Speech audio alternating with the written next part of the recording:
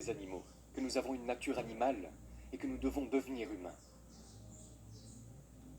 Et nous devenons humains en surmontant certaines de ces forces animales profondément enracinées en nous. Ces forces en nous que nous ne pouvons pas contrôler, comme le fait de ne pas pouvoir contrôler nos propres émotions, notre propre colère, notre propre frustration, ou si nous ressentons de l'envie, ou si nous sommes pris par les émotions des autres. J'appelle ces forces les forces primaires de la nature humaine. Et elles peuvent créer des types de comportements négatifs, le côté sombre de ce que nous voyons dans les nouvelles, etc. Et nous les avons tous en nous. Parce que la façon dont nous avons évolué, il y a des millions d'années, a servi un but très précis dans notre survie en tant qu'espèce. Mais les savanes d'Afrique de l'Est ne sont pas les bureaux de la Silicon Valley, ou l'Amérique du XXIe siècle. Le monde n'est pas le même. Nous ne sommes pas faits pour nous adapter à ce nouvel environnement technologique dans lequel nous sommes. Nous avons toujours ce cerveau de lézard, ces parties animales de notre nature. Ainsi, par exemple, la loi numéro 1 dit que nous sommes des créatures fondamentalement irrationnelles. Nous pensons que nous sommes rationnels, mais en fait ce sont nos émotions qui nous gouvernent.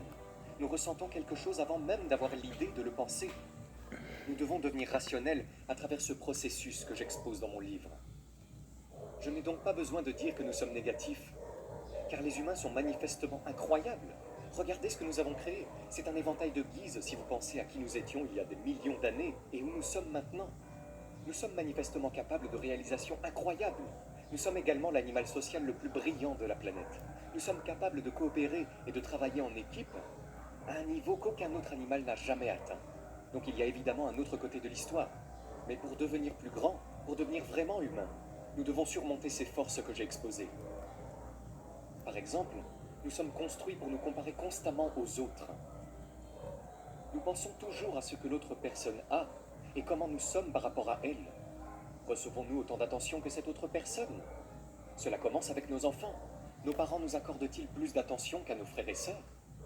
Ainsi, nous nous comparons continuellement en termes de rang, de pouvoir, de statut aux personnes qui nous entourent. Et c'est une force profonde en nous.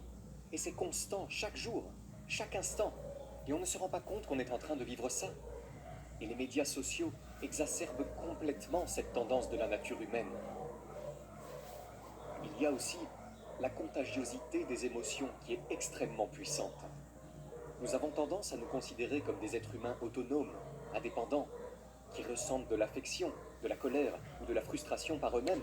Nous ne réalisons pas à quel point nous sommes affectés par les émotions des personnes d'un groupe. C'est l'effet viral. Les émotions sont extrêmement contagieuses.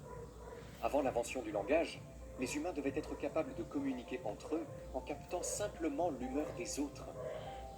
Et si une menace pesait sur notre groupe ou notre tribu, la capacité à ressentir la peur et la colère ensemble nous liait et nous aidait à survivre. Mais cela ne sert pas à grand-chose dans le monde d'aujourd'hui, où les émotions virales peuvent être très dangereuses. Et nous en voyons beaucoup sur les médias sociaux. Je suis vraiment inquiet pour les gens aujourd'hui. Mais maintenant, mon inquiétude est que les gens sont tellement immergés dans leurs smartphones, dans leur technologie, qu'ils ne comprennent pas les gens, ils n'observent pas les gens.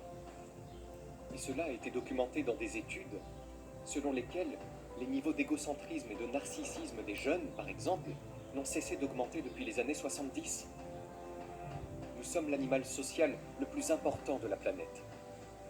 Notre survie dépend de notre relation avec les autres, si nous les comprenons à un certain niveau. Et je trouve que beaucoup de gens, de plus en plus dans le monde, sont vraiment mauvais dans l'observation des éléments de base de la psychologie humaine. La position dans laquelle je me trouve maintenant est que je suis consultant pour beaucoup de personnes célèbres très puissantes. Je ne vais pas citer de nom, je ne citerai aucun nom. Mais les gens viennent en consultation chez moi. Les PDG, les hommes politiques qui sont très puissants, même dans d'autres pays. Et le problème numéro 1 que je trouve qu'ils ont est une incapacité à comprendre les gens avec qui ils ont affaire. Ils engagent les mauvais partenaires, ils engagent la pire assistance qui va ruiner leur vie. Ce sont des gens qui sont techniquement brillants, ils comprennent leur domaine, ils comprennent le marketing, etc. Mais ils ne comprennent pas l'essentiel sur les gens qui les entourent. Et ils font des embauches terribles, où ils épousent absolument la mauvaise personne pour eux dans leur vie. Leurs émotions, ou vous savez, leurs relations personnelles pour les faire tomber. C'est comme notre talon d'Achille. Et je pense que ça a empiré dans le monde d'aujourd'hui. Donc ma colère, était que les gens soient tellement concentrés sur la technologie. Mais nous devons nous concentrer beaucoup plus sur la nature humaine, sur la compréhension des gens. C'est la première compétence dont on a besoin dans la vie. Il y a quelque chose de profondément ancré dans chaque personne, une nature individuelle particulière que nous avons tous. Et cela nous pousse à adopter des comportements compulsifs.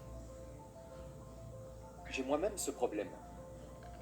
Je remarque qu'à chaque fois que j'écris un livre, je me dis, je vais faire un livre court, je ne vais pas ruiner ma santé, je ne vais pas faire autant de recherches.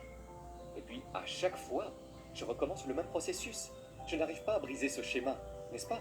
Et tout le monde là. D'où vient ce schéma? Une partie de notre ADN, de notre génétique, des choses que nous ne pouvons pas contrôler, que nous avons héritées de nos parents. Une partie vient de notre attachement précoce.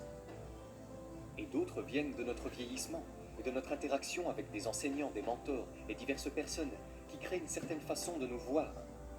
Si les gens continuent à nous dire que nous ne sommes pas vraiment dignes, que nous ne sommes pas de bons élèves, nous l'intériorisons et nous finissons par devenir comme ça. Donc, c'est un mélange de choses.